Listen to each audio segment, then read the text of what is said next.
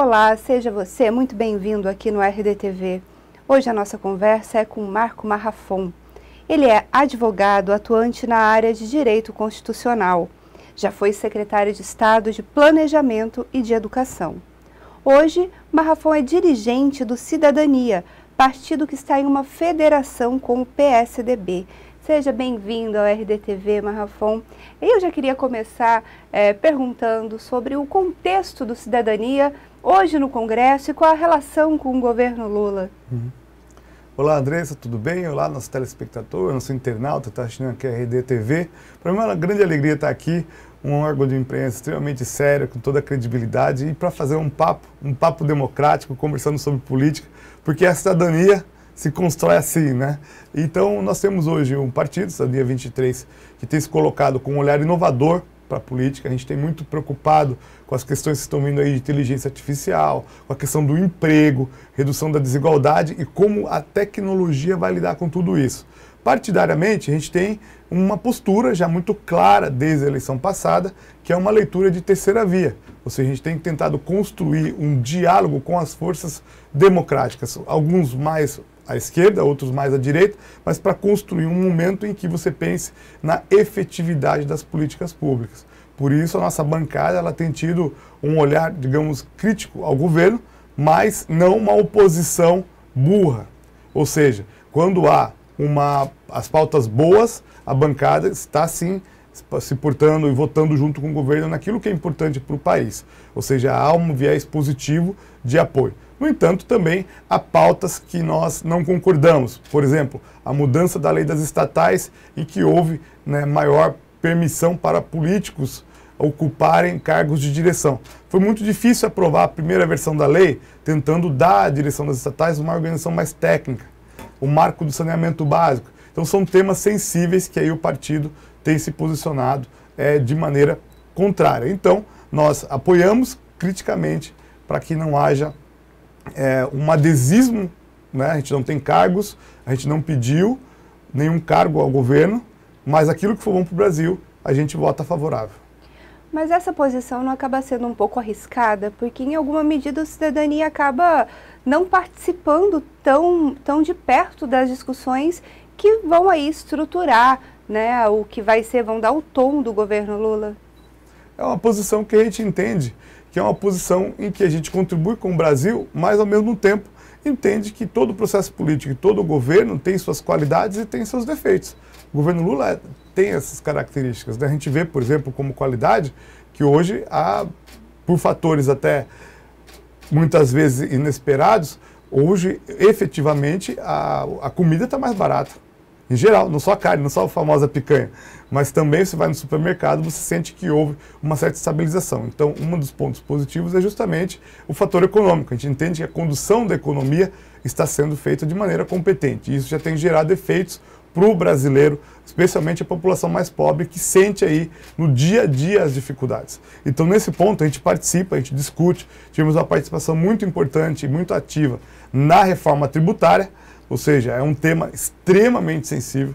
Nós entendemos que é preciso sim, a reforma caminha bem em determinados pontos em que ela simplifica o sistema tributário. No entanto, não concordamos que haja aumento de imposto. A carga tributária do brasileiro já é uma carga tributária bastante alta. Existe a tendência geral de uma carga tributária que chega em torno de 35% de tudo que se produz. Então é uma carga alta e que a gente entende que é preciso racionalizar, né, a arrecadação também com os gastos públicos. Então a gente percebe que a reforma tributária ela tem um lado muito positivo, que é a simplificação, mas ela não pode recair em aumento de tributos. Isso agora vai para o Senado, né, onde a gente tem participado dos debates, para que possa contribuir com o país, com o próprio governo. Nesse contexto, a gente viu em janeiro aquela invasão, né, ao Congresso, às instituições, que não foi só uma invasão a prédios públicos, representa também uma crise de legitimidade, ou de credibilidade, melhor falando, das instituições. E o Brasil é uma democracia jovem, né? A gente vê que as redes sociais, aí, as discussões acontecem sobre as instituições democráticas, sobre composição do Supremo como se falasse da escalação do Flamengo, da escalação do Cuiabá. Esse ambiente em que o povo na rua sabe o nome de um ministro do Supremo, sabe o nome de um presidente, da presidente do Supremo, ele mostra uma maturidade da democracia ou ele mostra realmente o risco de uma ruptura democrática? Eu tenho ficado um pouco assustado com a postura das próprias instituições. Ou seja, de um lado, houve sim um risco à democracia em 8 de janeiro, havia um movimento organizado, está provado com a tentativa de um golpe de Estado. Ou seja, não vamos de maneira alguma apagar essa culpa do movimento que vinha do governo anterior. Isso não quer dizer que todas as pessoas que estavam ali eram aderentes a fazer o golpe, etc. Enfim. Agora, ainda que tenha havido esse movimento, a gente espera que as instituições se comportem de maneira a ganhar legitimidade perante a população. E tanto os 3 poderes não têm demonstrado que vão escapar, né, de tendências, principalmente os poderes políticos, o poder executivo, o poder legislativo, mais populistas ou corporativistas. E é esse nosso ponto crítico com o populismo nesse sentido. Porque ele desestabiliza as instituições para concentrar todo o poder na mão de um líder, seja ele qual for, de direita ou de esquerda. E é por isso que a gente se coloca como oposição a esses 2 movimentos. Veja só, a gente vê, de um lado, uma despreocupação total de gastos com cartão corporativo, de uso de jatinhos oficiais e voos da FAB, demonstrando, às vezes, gastos exacerbados em viagem, demonstrando à população assim, olha, isso não é um compromisso meu, por parte do presidente da República. De outro lado, no Poder Legislativo, o presidente da Câmara edita uma resolução interna determinando o pagamento de auxílio mudança que inclui deputados reeleitos. Aí você vai perguntar, mas quanto vai custar isso? Mas se o cara é reeleito, ele já não mudou para Brasília, já não tem um apartamento funcional, já não tem um auxílio moradia para aqueles que não pegam apartamento funcional, ele já tem tudo isso. Mas eles fazem esse gasto. Agora a anistia geral de multas para todo mundo, de partidos. Então são movimentos que derrubam a própria democracia. E do lado do Poder Judiciário, a grande preocupação que nós temos é com a falta de compromisso, com as garantias.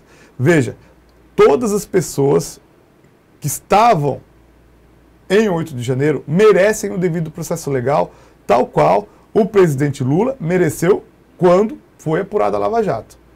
A Lava Jato cometeu excessos que levou à nulidade dos processos, o que não significa que inocentou ninguém.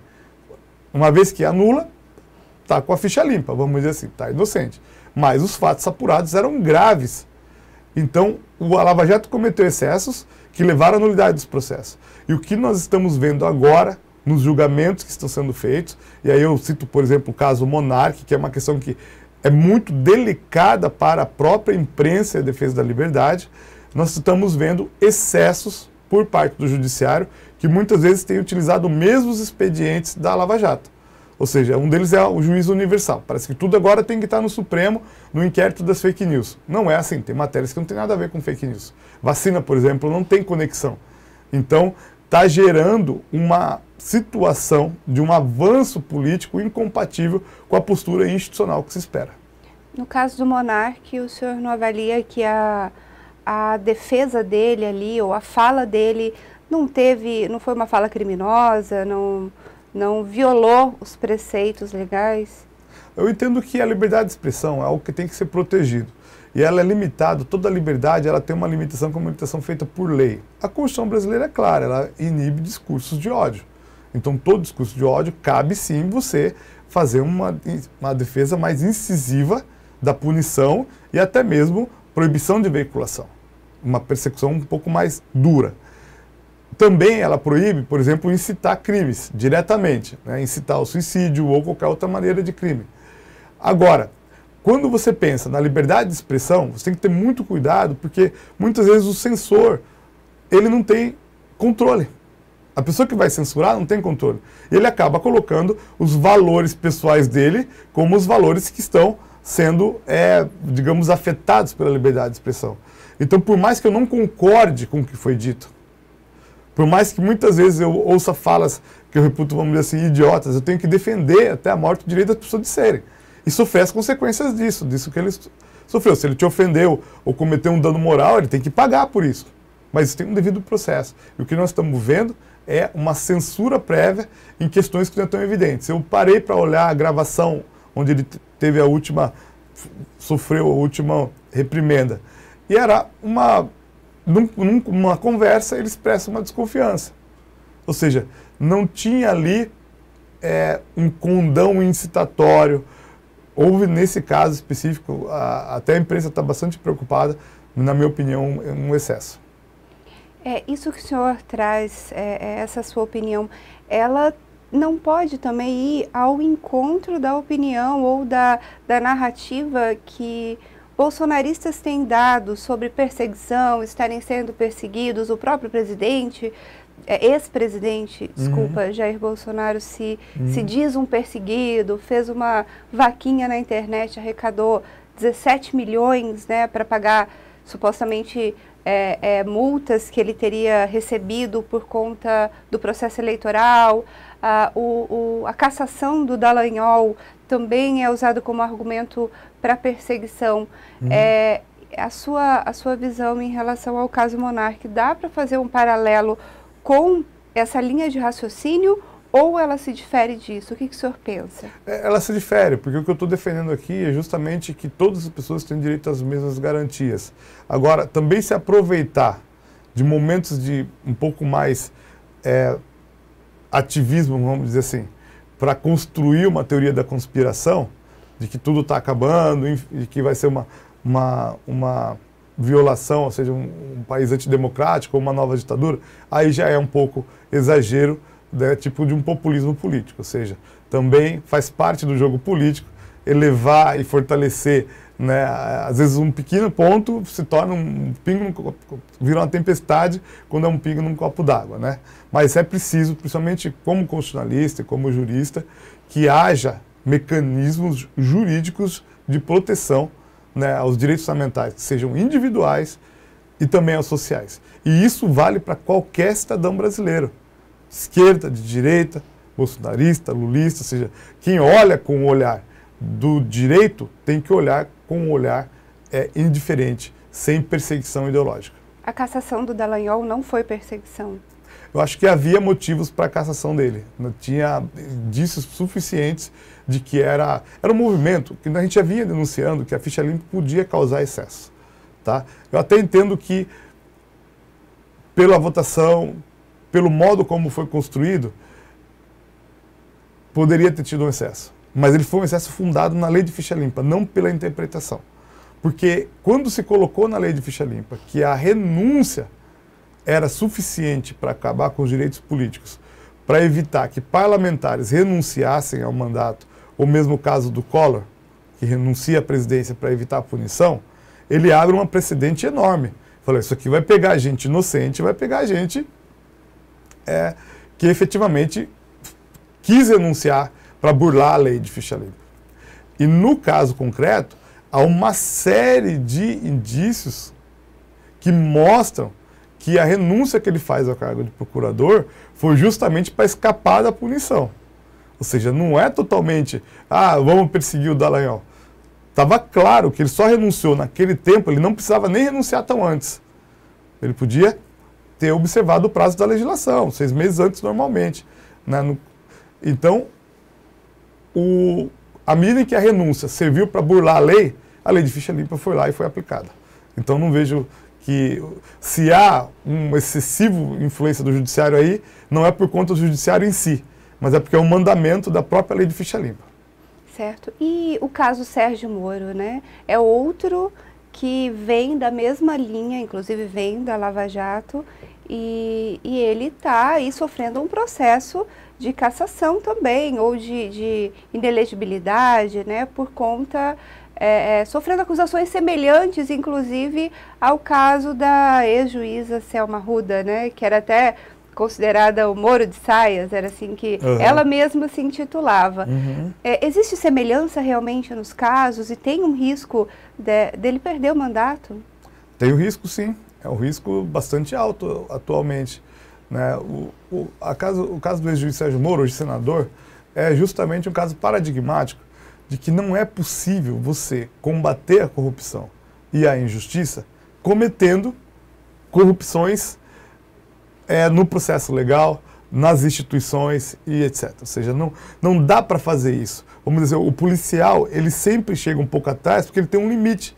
O limite é a ética e a lei. O bandido geralmente não tem esse limite.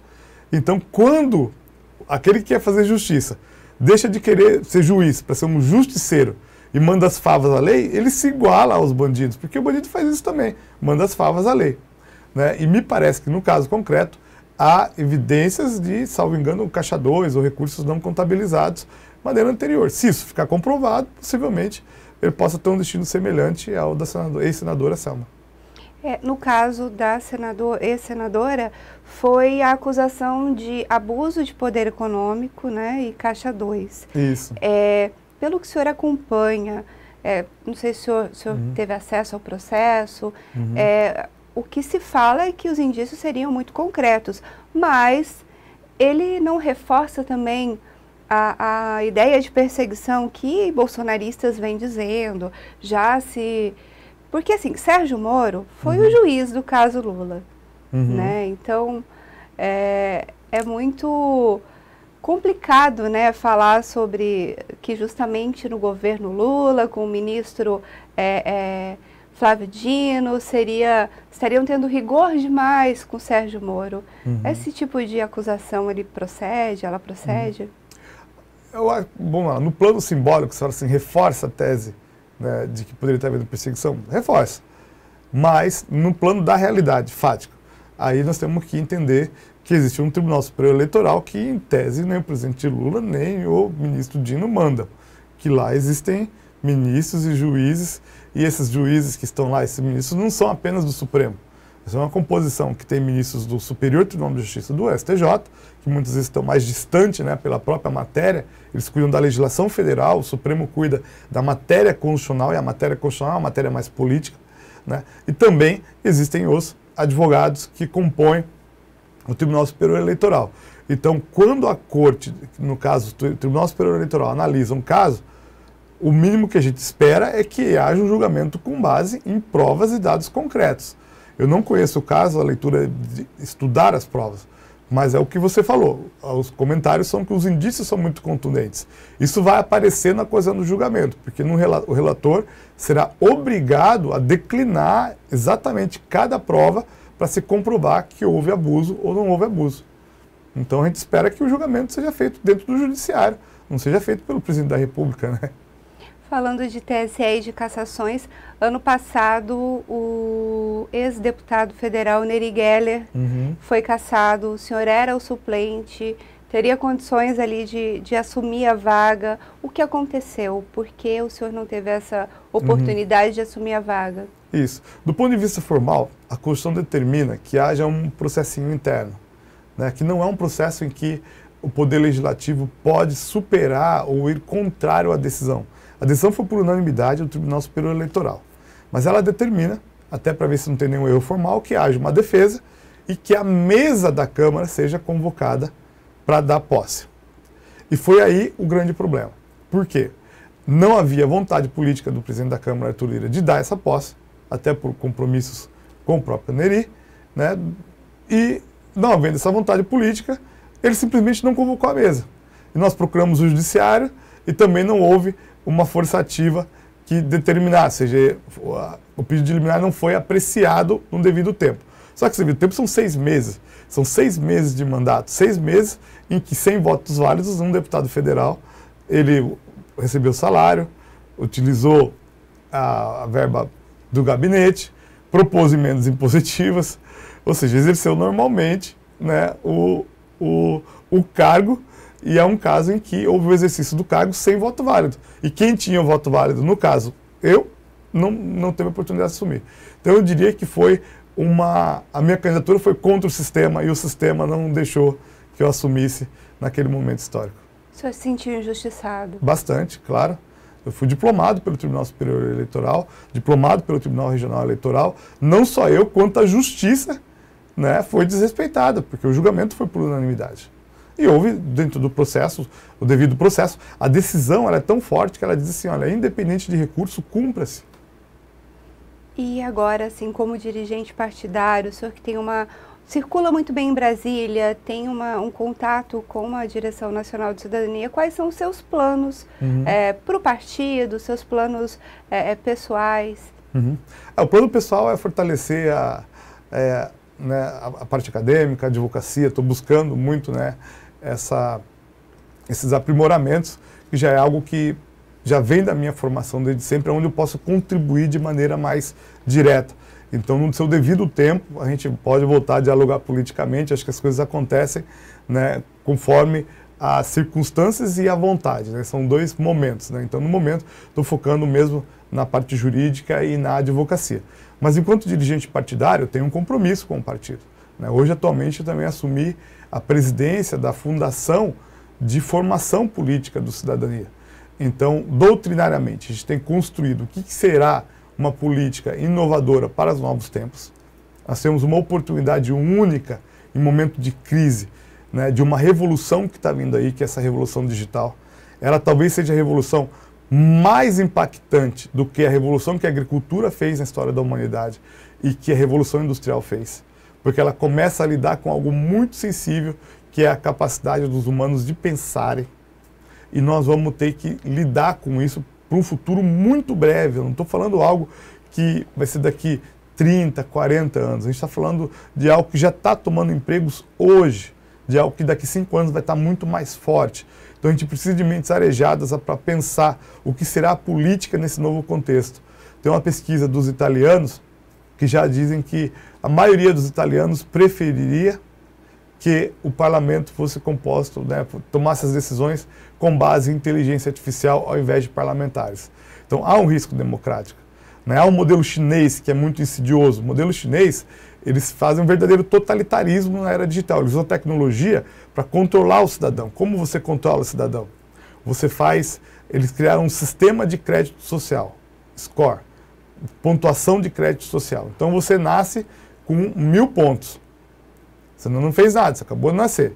Na medida que a tua vida segue o que o governo manda, você ganha pontos e vai ganhando incentivos governamentais. Você vai para uma faculdade melhor, você tem várias possibilidades, ganha desconto em passagem aérea. Na medida em que você descumpre o que o governo manda, você vai perdendo pontos. Então, por exemplo, o governo fala, todo cidadão tem que agora caminhar no parque, andar 5 km no parque por dia. Você vai dizer, olha, eu não gosto de caminhar no parque, quero ficar em casa assistindo TV. Isso é um direito da pessoa. Ah, não vai? Então tá bom, teu ponto vai cair. Você é obrigado a viajar para visitar os seus parentes. Se você não for, cai o ponto também. Não preciso te dizer que o jornalista que denunciou o sistema teve o ponto zerado. Com ponto zerado, ele fica praticamente num regime de prisão domiciliar sem devido processo. Porque ele não pode comprar nem passagem de ônibus para viajar.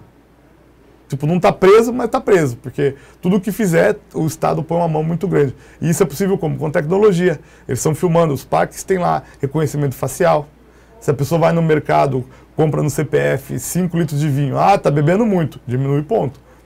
Então é um sistema de controle muito terrível que está se impondo. E a tecnologia vai ajudar isso. Cabe a nós construir um outro modelo que utilize a tecnologia para assegurar a liberdade, não para matar a liberdade. Porque a liberdade ela é muito humana do ponto de vista filosófico.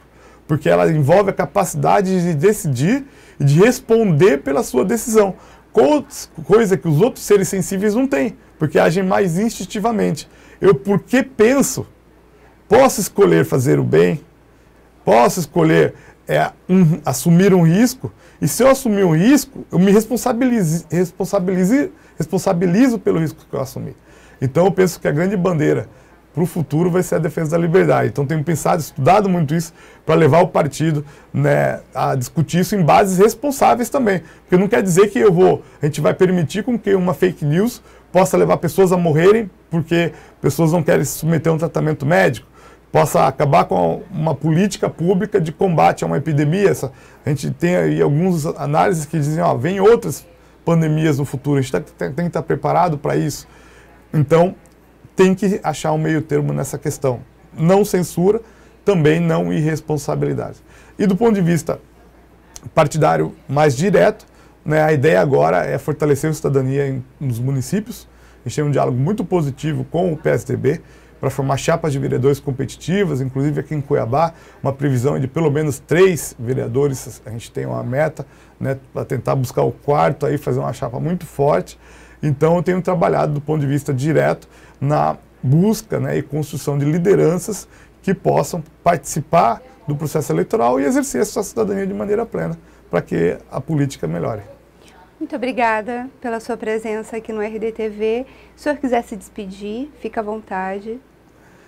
Eu que agradeço, Andressa, eu que agradeço toda a oportunidade da RDTV de estar aqui dialogando com a população, porque esse é um momento muito importante, como eu disse, de esclarecimento, é hora de pensar, é hora de levar uma mensagem de bastante cuidado, porque os desafios políticos e sociais e econômicos na vida de cada um são muito grandes, mas também de bastante esperança e serenidade. É hora da gente parar de brigar como se fôssemos inimigos, sentar como pessoas inteligentes e dialogar, porque essa é a humanidade que a gente espera projetar. E o momento histórico é um momento de muita crise, mas ao mesmo tempo de muita oportunidade de redesenhar as relações humanas, as relações sociais e as relações políticas para que a vida da maioria das pessoas melhore. Tem muita gente ainda com insegurança alimentar, passando fome num país tão rico como o Brasil. E isso não é aceitável, isso não é admissível. E a você que nos acompanha aqui no RDTV e se interessa por temas como esse, continue com a gente, continue compartilhando e curtindo nas redes sociais e até a próxima.